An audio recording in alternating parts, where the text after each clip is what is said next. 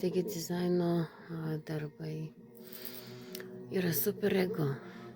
Tai yra žmogaus, iš esmės sielos dalelė, kur iš tikrųjų gali būti megztinių pavidalu. Tokie būna superego daiktai.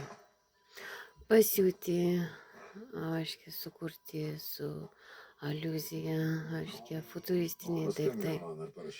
Tokie irgi būna superego. Bet mes tai iš dalies suprantame, kad tokie dalykai 40 gama irgi yra.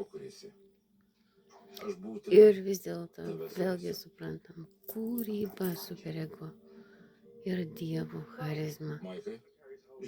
Niekiais būdais tai nėra jokios tamsos paliesti, nes šviesos paliesti 40 gama.